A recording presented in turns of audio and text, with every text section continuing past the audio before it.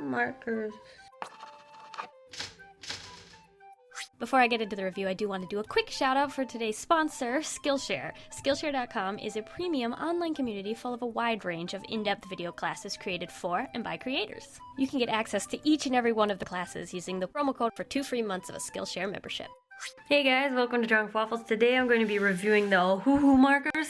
You can buy these on Amazon. You can get a 40 marker set for about $20 and an 80 marker set for about $40. I got the 80 set and it comes in this case. It's got a little handle if you want to transport it, but it's not really easy to like use the markers in this, but I haven't really taken them out because I don't know what else to do with them. Anyway, here's all 80 of the markers. Actually, this is not one. That's mine. That's mine. These are mine. I should have prepped. These are the 80 Ohuhu markers. I had originally separated them by color like this, but I've since used them. You can see that I don't really use greens or blues very often because these are all the markers I've used because now they're all jumbled. They don't actually tell you which colors you're gonna get. I made a little bit of a chart to try to keep track of what colors I got. So basically I made a little mark for every color. I got a couple fluorescents, some oranges and browns. These, I got 2 cool grays, 2 blue grays, 2 warm grays, and 1 green gray, which was kind of weird. I tried to like match it up with other people on Amazon to see what colors they got, to see if it's like the same ones. And somebody got the 80 set and they got mostly the same markers, but they had like a couple that I noticed were definitely different markers. So it is random which colors you get. So even if you bought 2 40 sets, I get a lot of overlapping colors because I don't think they really keep track of that. They just sort of throw some in there. I feel like these 3 all look exactly the same even though they're different. The cool thing about, I don't know how to say this. The cool thing about these markers is that they are very, very cheap. That's a really good deal for alcohol-based markers. I'm a little upset that they have a bullet nib on one end and the chisel nib on the other, which I find a little difficult to use at times. So these are the other markers I own that I really, really like, which are the Winsor Newton brush markers, but they're very, very expensive. Yeah. On one end they have a brush nib, and on the other end they have a chisel. I really prefer the, you get a lot more expression with your line when you use a brush nib because it can bend along with your with what you're painting, and you can create cool hair strands and stuff. So my favorite is definitely markers with brush nibs. And I've never owned Copic markers because I am very, very cheap and don't like paying for them. But I definitely recommend these if you're just new to alcohol-based markers and learning how to blend colors and things like that. Let me show you some things I've drawn with them. So this is the very first thing I ever colored with these markers. As you can see, I didn't really know what any of the colors were gonna look like, so I was just sort of throwing them down and hoping for the best. After I did this, I realized I really needed a sheet, so I've made a sheet with all the colors so that I have like a reference if I wanna see, oh, okay, well, I really like this color. So then I'm like 14 and then I grab it out of here. That way I know what color it's gonna look like when you put it down. Because the thing with alcohol-based markers and with a lot of different markers or inks, when you put it down, it's gonna look like a different color than what it's gonna dry as. So the cool thing about having one of these sheets is you know what it's gonna look like when it dries. So I definitely recommend making one of these if you purchase these markers. So here you can see I used that sheet and I knew which colors I wanted to blend in and out, and I was able to create a pretty cool gradient with these. And the cool thing about alcohol-based markers, if you don't know, is you can layer them. So you can see these 2 spots are the same color, but as you layer them, it gets darker, and they're really, really fun to use in that way. Here I do want to show you another thing about alcohol-based markers, which it kind of goes with all of them, and it depends on your paper. This paper really absorbs the liquid in the ink, or the ink fast, so it is going to dry faster, which will cause this streakiness, as you can see with the skin.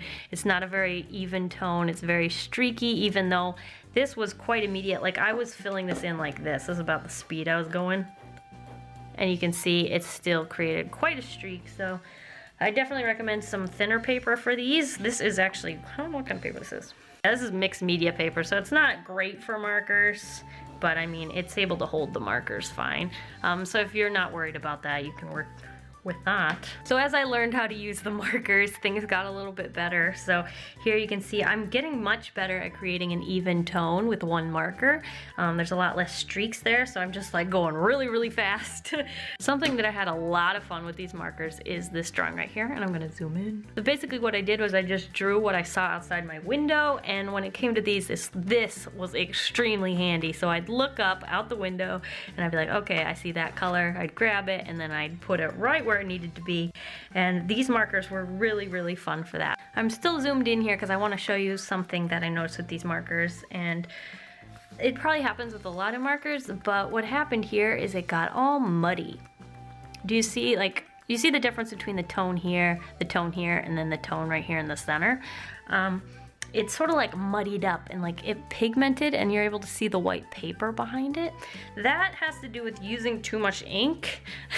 I think what problem I had was it was still sort of wet when I went over it, and I should have waited for it to dry. And it ended up picking up the brown color, and so you see the white underneath, and it looks icky. So that's something you should look out for when doing skin tone. Alright, and to summarize my review, what I don't like about them is you can't pick what colors you get. You can't refill the markers that I know of. You don't have a brush nib. You have the fine nib and the broad nib, which I'm not a huge fan of, but I mean, it works out. The colors on the cap don't really look like the colors they dry, so if you make one of these, you're fine. Or on the bright side, I really like that you get a big mass of colors. If you like really want to try alcohol-based markers and you don't have a lot of money to spend on Winsor & Newton or Copic, and you still want to get a large variety of colors, this is definitely for you. Like, just something to try, something new. Like, it's not really out there in the range, like the price range. Like, it's a pretty good like birthday present, right? Price range, especially if you get the 40 marker set. It's only 20 bucks. The other thing is I really, really like that they're not round.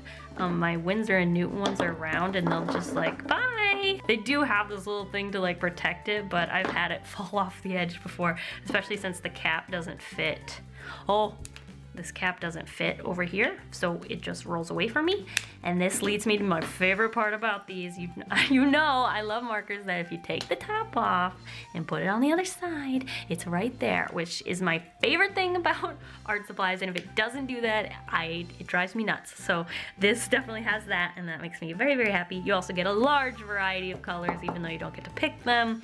I got just about as many colors as I wanted, but there isn't a lot of skin tone choices, so I did have to use my Winsor & Newton skin tone set with it, which in itself I think you get like 6 and it's 20 bucks, whereas this you get 80 for $40. So if you were going to invest in some decent ones afterwards, I would probably get some skin tones. So here's the brush marker set skin tones. I ended up putting it on the same sheet just because I was using it with these markers so much. There really aren't any bad colors. I didn't get any bad colors that I'm like, wow, I'm never gonna use that. These are extremely handy. I love those, and I really like pinks and purples. Apparently I don't care for greens or blues because I haven't used any of these.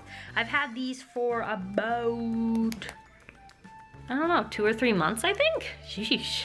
And none of them have dried out yet, but we'll see. I definitely use some certain colors more than others, but we'll see what happens. On another note, if you do own these, I definitely recommend storing them with this shut and then on their side. That way the ink is even between the two nibs. They do have the names on both ends, which is super useful if you can see. So like it says 37 pastel yellow, 37 pastel yellow, so you can store them either way. The way I use them is I have it on its side like this, and then all the tools that I use, I keep in this little like pocket here like this. And I'll have like my pencil sharpener and all my other little tools that I use. I have them in there, and then I have my sketchbook here, and then I can see which ones they are, use my sheet, grab it, I paint, and then I use my other two things too. If you're wondering what tools I use, I'll have a link to all the supplies that I use in the description if you want to check them out. But I use the Uniball Signo gel pen, the Prismacolor Color Erase pencil, this one is in purple, and the Pigma Micron pen with it. And these work really well. This does bleed. I do have to say, this does bleed with these markers sometimes. I don't know, I think you need to wait for it to dry maybe. I've had it bleed a couple times, but you can also what I'd usually do is just I sketch with this, color with these. Oh, that has a rubber band on it. Then I ink, and then I use the white for details, and it works really, really well, and that's just how I use them. I really do enjoy them, and I definitely recommend them for beginners. And they're just a very good, cheap alternative to all the other markers out there, and they're a good way to learn. And then if you find that you like these, then you can start investing in like some of the better markers, because I would definitely prefer to upgrade into something with a brush nib. Anyway, thank you guys for watching. I hope you enjoyed my review. I hope it was insightful in some way. I feel like I was just rambling, so we'll see if that made any sort of cohesive thought. But thank you guys for watching. I'll see you guys all next week, and I hope you have a very delicious evening full of waffles. Bye!